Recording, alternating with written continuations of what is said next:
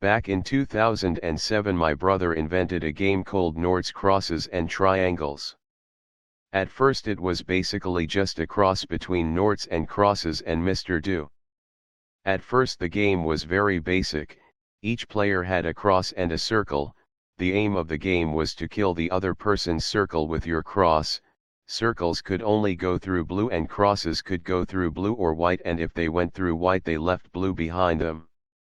This was originally played in the back of my old maths book and done with black pens, red pens and a blue highlighter. The reason it was done in blue was because that was what color I happened to have laying around at the time. I do not have the first original book anymore because it was burnt because I didn't value it at the time. Thinking back now I wish I had kept it. Later on we invented boulders which would fall through blue, crushing all characters at its path and stopped at white or the bottom of the page. We then invented bombs which were the same as boulders, but for every square of blue that they traveled through a square of white, turning it blue. We then invented what were at the time called free characters, which were done in green pen, which when any player moved any of their characters into the same square as, it would become theirs. On level 8 we invented triangles, hence the name of the game. Crosses could kill triangles and triangles could kill circles. To win the game you had to kill the other person's circle and their triangle. The game was also done in yellow highlighter because my blue highlighter ran out. We also decided the white represented rock. Later on we also invented squares which were the same as circles, only they could tunnel rock just like a cross. We then invented diamond which was done in green highlighter which nothing could get through. We then invented K which could tunnel diamond turning it into yellow but could not tunnel rock. Because you cannot color over green highlighter with yellow highlighter, we instead drew pink boxes around it, and green with a pink box around it was the same as yellow. Also you did not have to lose your K to be out. We then classified certain characters as being all out, meaning that you had to lose all of those characters to be out. We then started writing the move number on the page, which was how many moves each player got, and we made it so the move number was an indestructible barrier. Nords Crosses and Triangles is a turn-based strategy game where each player takes it in turns and has a set number of moves per turn. That number changes depending on the number written on the level. We then invented diamond bombs which were the same as bombs, only they could tunnel both diamond and rock. We also classified crosses as being X out, meaning that you were also out if you lost your cross. However, we decided to get rid of that rule. We then invented red angers which were done in pink highlighter and had a number written on them in black pen. When you moved a character into them, your move number would change to that number regardless of what it was currently on, and for those moves you would only be able to use that character and you would be able to kill anything with that character regardless of what character it was. When those moves ran out, the player turn changed. We also invented orange angers which were the same, but instead of allowing you to kill anything they would allow you to tunnel rock. We also invented blue anger which were the same as orange anger but allowed you to tunnel diamond and not rock, and we also invented purple anger which allowed you to do all three. We also invented A which could kill crosses but could be killed by triangles. A could not tunnel and was not all out. Also A couldn't kill circle, square, or K, which triangle and cross could, but A also didn't get killed by circle, square or K. We then invented E which could kill circle, square and K but got killed by cross and triangle. E had no reaction with A. E could also tunnel downward through both rock and diamond but not up or sideways. E was also all out.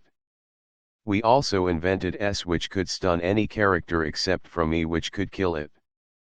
By this stage we had decided that only 4 characters could occupy a box at any one time. So players used that to their advantage by boxing their characters up into boxes of 4 so that they couldn't be attacked, which often led to very stagnant gameplay because no one wanted to put their own character at risk. So we invented B which could infiltrate boxes of 4, killing one character of the opposition's choice. B could also get through both rock and diamond in any direction. We also invented H, which could kill cross and S and could be killed by triangle E and A, and could also tunnel rock and diamonds sideways but not up or down. Later on we invented R, which could shoot characters from up to 5 squares away but could be killed by cross triangle A and E. We then invented teleports, which were a colored spiral, which characters could go into and come out the other side. Each teleport had a matching one of the same color.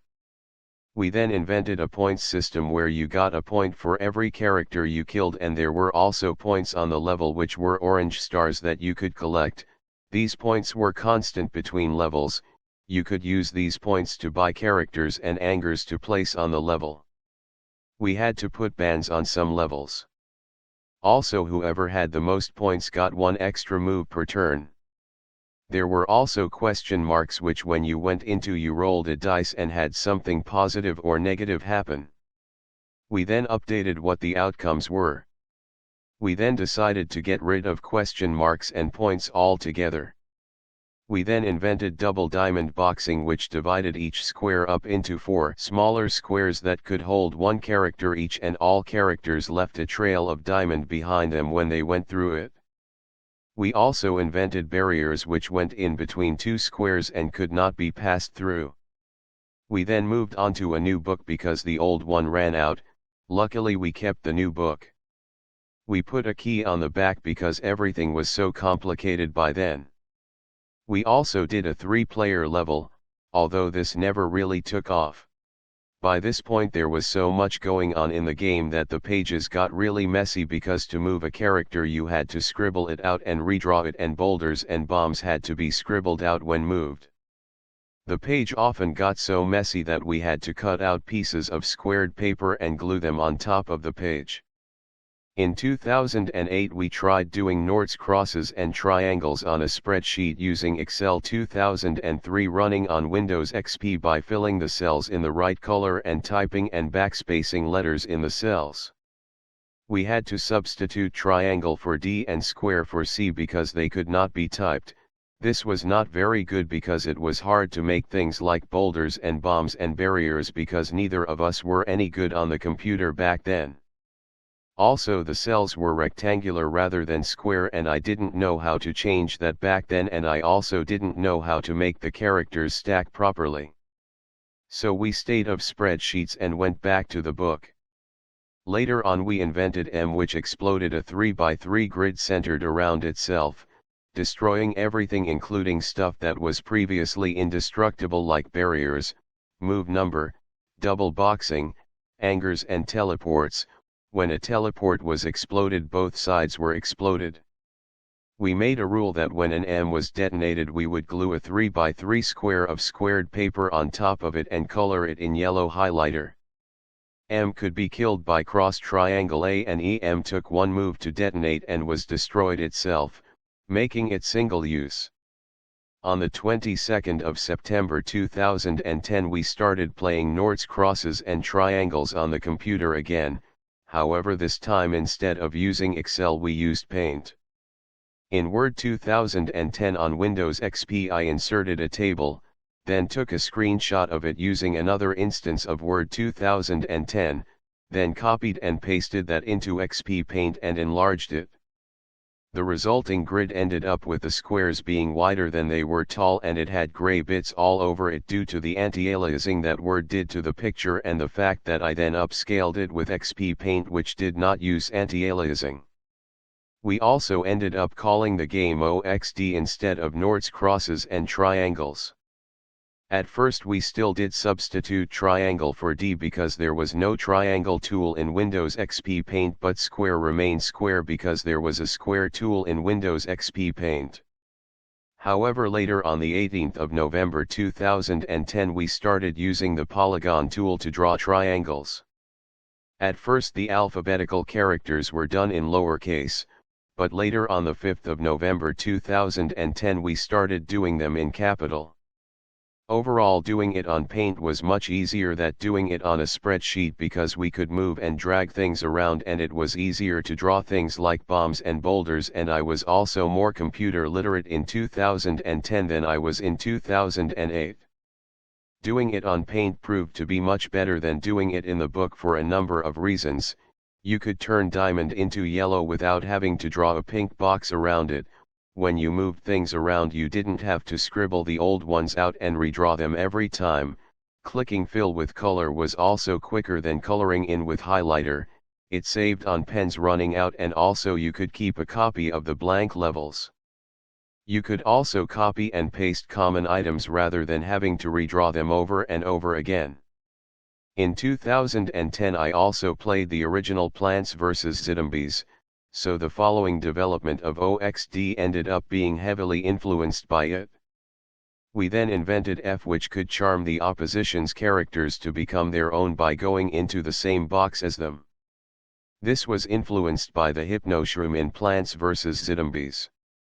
I also did a copy of the key that was on the back of the book on paint, although later on we ended up just using it as a place to copy and paste commonly used items from and for points charts because my brother wrote an Alumax book with a page about each character. This book was influenced by the almanac on Plants vs. Zombies, although I ended up spelling it differently. On the 29th of October 2010 we invented G, which unlike every other character, took up an entire square. G could destroy everything except from another G, including barriers, angers, rock, diamond and other characters. G had 3 hits. It started off with a hammer, then lost its hammer, then went lowercase. G lost a hit while destroying X triangle A, and EG also lost a hit when it got shot by an R, when a boulder fell on it and when an M detonated next to it. G was the first thing to not be completely destroyed by an M. Green G also acted as a material because no character could get into it. The only way you could destroy it was with an M. G was influenced by the Gargantua Zombie on Plants vs. Zombies. On the 11th of November 2010 we invented C, which could catapult boulders 5 squares away left or right. C could also kill O square KMB and R and knock a hit off of G. C could be killed by X triangle and E. We also changed the term all out to survival because it sounded more professional. We then invented nuclear bombs, which looked like a bomb but purple and acted like a boulder that exploded like an M on impact. On the 24th of November 2010 we invented J, which exploded a row and column. This was influenced by the jalapeno on Plants vs. Zombies. We then invented Y, which blocked our arrow, stopped boulder falling and could eat boulders and bombs. On the 18th of December 2010 we invented nuclear warheads, which had a steel indestructible center, a steel indestructible case, a square of diamond and an outward-facing arrow. Steel was an indestructible material that could only be used in certain structures and could not be placed anywhere on the level. Steel could not be exploded or destroyed by G, although it did not block explosions. To use a nuclear warhead you had to occupy all 6 switches. The number would then count up, and when it reached 5 you could explode a 7x7 area anywhere on the screen that also completely destroyed G. We had a rule where it made the screen go color negative for 5 turns, which simulated nuclear radiation. However, we decided to get rid of that rule.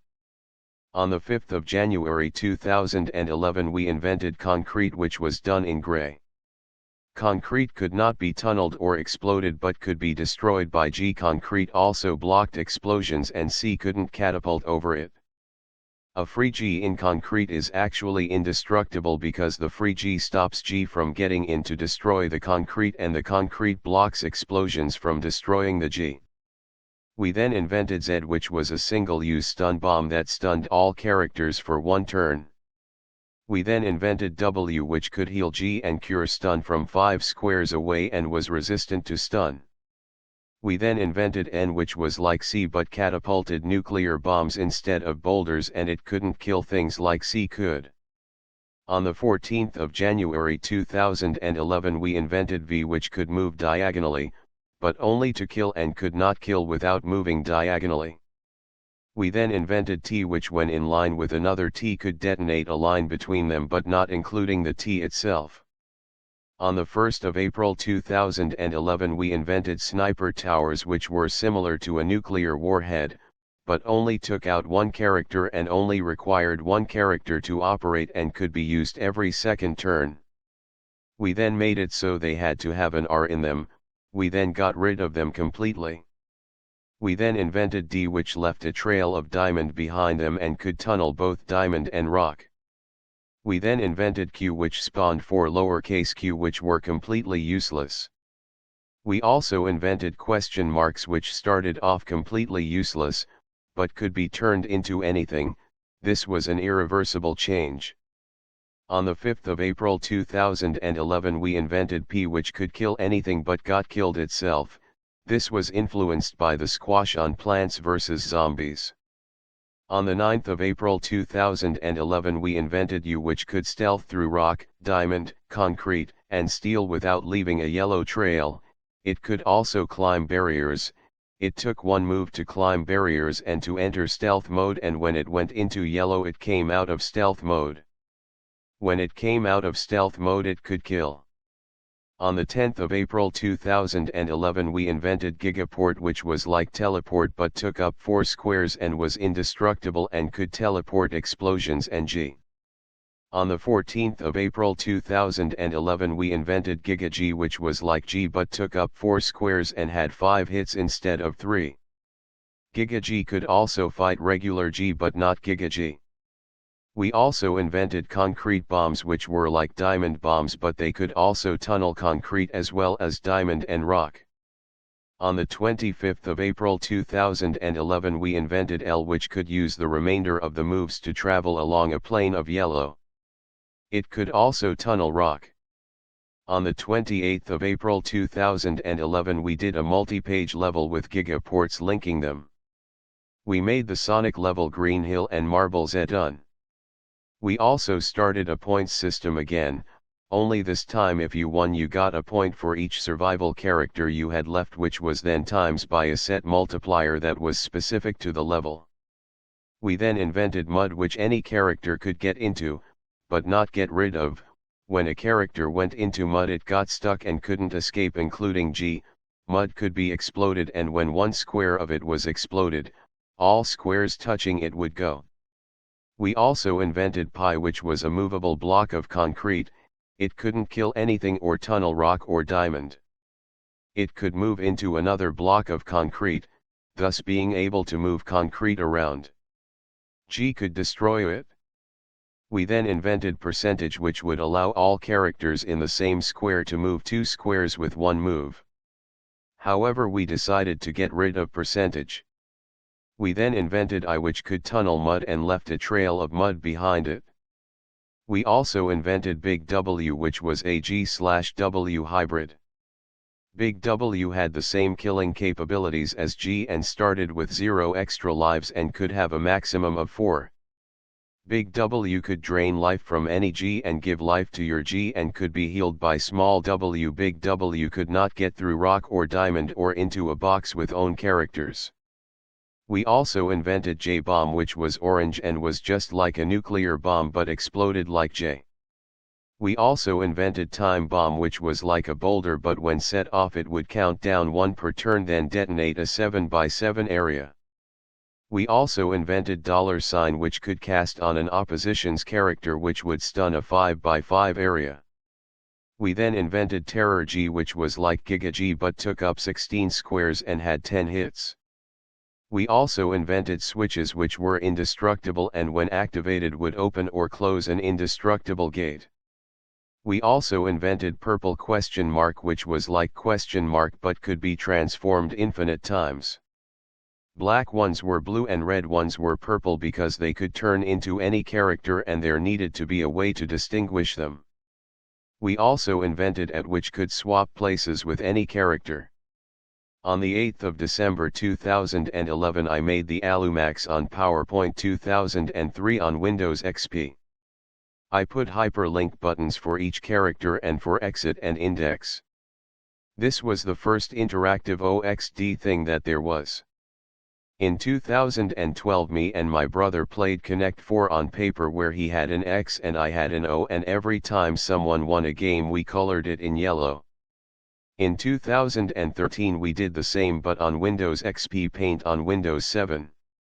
It looked interesting halfway through when you could see how it had stacked up, but it looked pretty boring at the end because it was just yellow with black and red lines. So we did a rainbow one where it would change color every 5 wins so that you could see how it stacked up. However, we never actually finished it. On the 7th of April 2013 I discovered a program called Game Maker and decided to make OXD into a working computer game. We decided you would click on a character to select it and use the arrow keys to move it. We also decided that characters would go blue when clicked on. We also decided that the move number would count down and would not be part of the level. Luckily I have kept lots of previous versions of the game as I have worked on it. Back in 2013 I didn't know how to code properly, so I did it using drag and drop actions. My first effort was pretty poor. On the 7th of April 2013, I basically just made some characters and put a destroy instance action under the collision event with any character that could kill them and place them in a room, but I didn't actually make them do anything when you press the arrow keys. So the next day on the 8th of April 2013 I decided to scrap it and start again. This time, instead of jumping straight into making the characters work, I instead worked on the interface. I made a welcome screen with the OXD logo and a start button. I made a level screen with a wooden bar at the top with a quit button at the top left and the move number at the top right. The move number would count down when you pressed any arrow key and then change color. I also put a yellow grid in the middle of the screen, and I also made an OXD themed quit conformation screen that was written in free characters. When you held the mouse over no, the Q would spawn for lowercase q, and when you held the mouse over yes, a G would come along and destroy the free characters. This idea came from the quit conformation on Farm Friends. By the 24th of April 2013 I had made it so you could click on black characters and move them around, and the correct ones would get through rock and diamond as they should, and you could get free characters. And I had made red angers, but all they did was turn the background red. I had not made any red characters by then. We also decided to add a background behind the level that would change every 10 levels. We originally decided each background would have a different theme. The first one was nature and the second one was aquatic. However, we then decided to make all the background be pictures that my brother had taken on his camping trips. I also made the buttons glow when you put the mouse over them, and I had made a level select and an in-game menu. On the 8th of May 2013 my brother had an idea for a merry-go-round, however it was never implemented. On the 11th of May 2013 we decided to fancy up the graphics. We were originally going to make them look completely different, however in the end we kept tunnel just yellow, and for the rest of the materials we kept the colors the same while adding textures, even though diamond is not green in real life. We also made angers pulse, teleports spin, arrows move R shoot arrow, and nuclear warhead launch a missile, which then made an explosion ring. We also added an explosion animation for M, fire for J, and lightning for T. We also added some sound effects.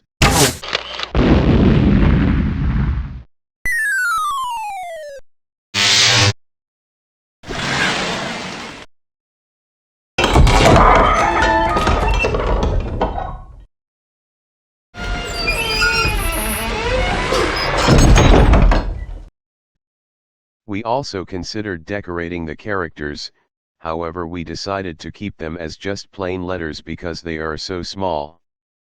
But we did give Terror G a hammer, eyes, shoes, a tail, a sword, and a hat because it was bigger.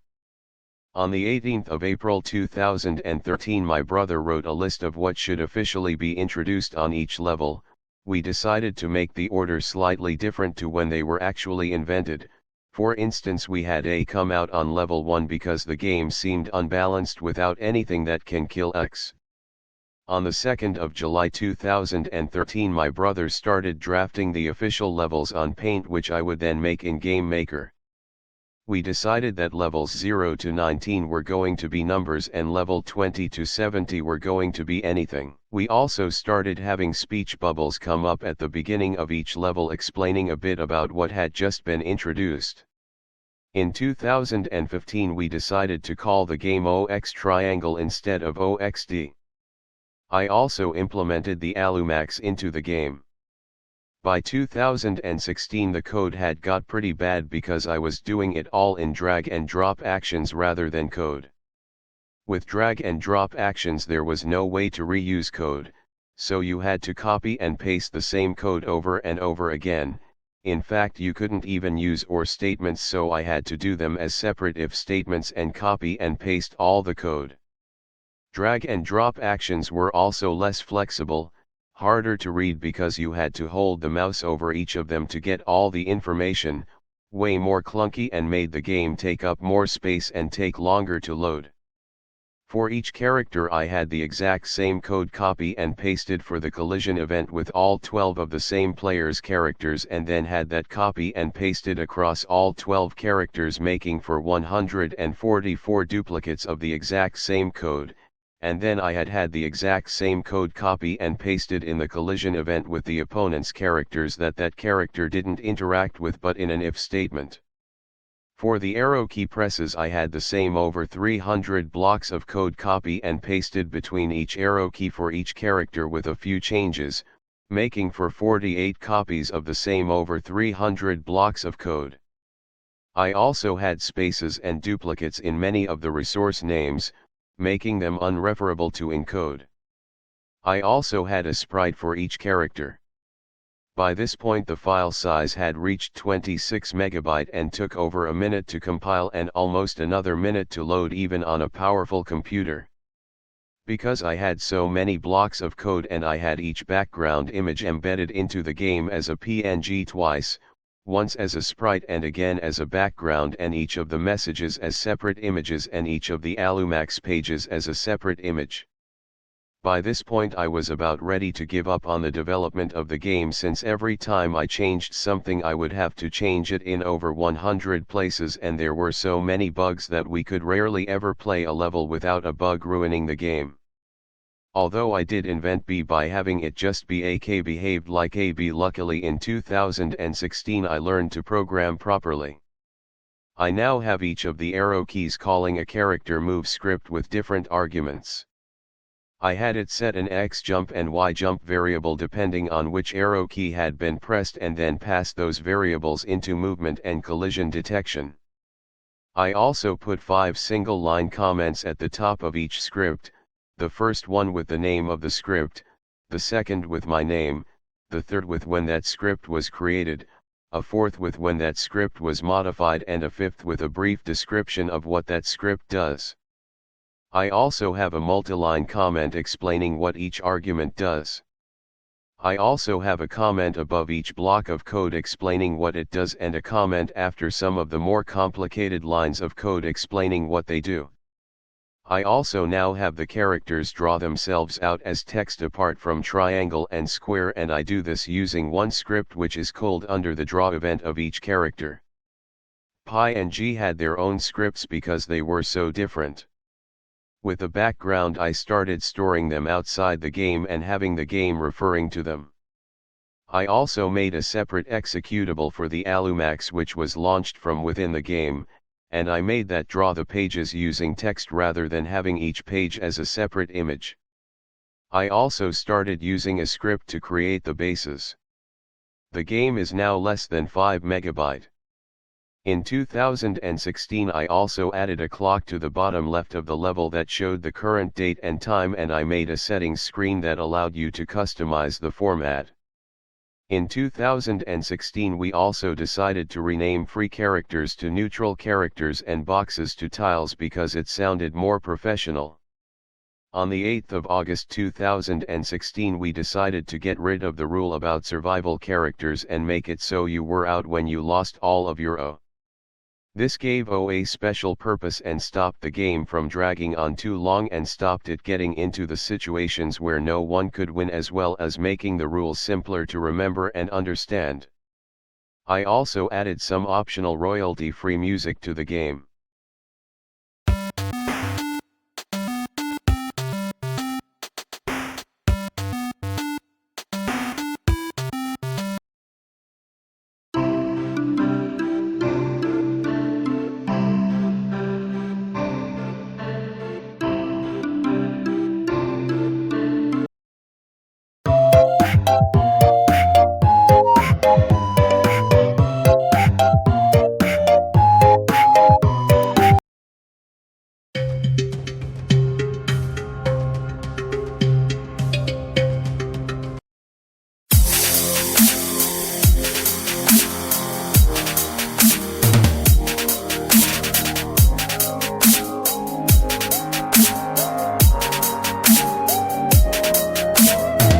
In 2017 we decided to add some mini-games.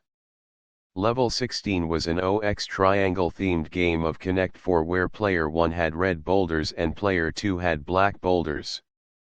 The game started with the number 16 in the middle and rock at the bottom. When someone got a line they would get a point and all the boulders would turn into rock and the next round would start on top of that.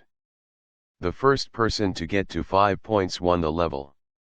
Level 24 was an OXTriangle themed memory game which was a 10 by 10 grid of rock that flipped over to pictures underneath, and when they were matched they turned yellow, and when the grid was all yellow, whoever had the most matches won.